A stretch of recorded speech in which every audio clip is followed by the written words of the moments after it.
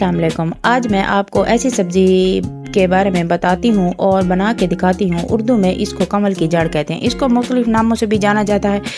इसको सबसे पहले हम धोकर काट लेंगे। 10 मिनट तक इसको उबाल लेंगे। 4 हरी मिर्चें काट लेंगे। 2 चम्मच अदरक लहसुन का पेस्ट ले लेंगे। 4 अदद टमाटर ले लेंगे, उनका छिलका उतार के काट लेंगे। अब हम मसाले ले लेंगे जो हर घर में मौजूद होते हैं। नमक, लाल मिर्च, कुटी लाल मिर्च, धनिया पाउडर, 2 अदद प्याज ले लेंगे, बारीक काट लेंगे। चलिए अब हम इसका मसाला तैयार करते हैं। इसमें पहले हम तेल डाल लेंगे।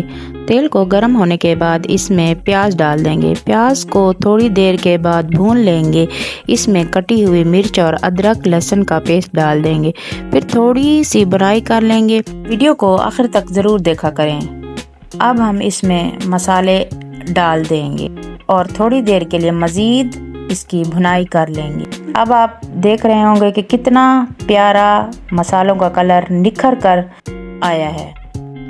अब टमाटर डाल देंगे और थोड़ी देर के लिए मज़ीद इसकी भुनाई कर लेंगे।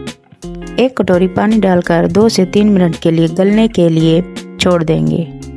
अब हम इसमें कमल की जड़ डाल देंगे, जिसको भे भी कहते हैं। इसको थोड़ी देर के लिए अब हम तेज़ आंच पर पका लेंगे। इस सब्ज़ी के बारे में बहुत कम लोग जानते हैं और हमारे घरों में बहुत कम पकाई जाती है। हमारे मसाला भे तकरीबन बनकर तैयार हैं, जो सब्ज़ी में मुनफरिद और खाने में मज़ेदार। इस पे थोड़ा सा धनिया और पुदीना डाल के दोबारा से मैंने इसको अच्छे से मिक्स कर लिया है। मज़ेदार भे की सब्ज़ी बनकर तैयार है।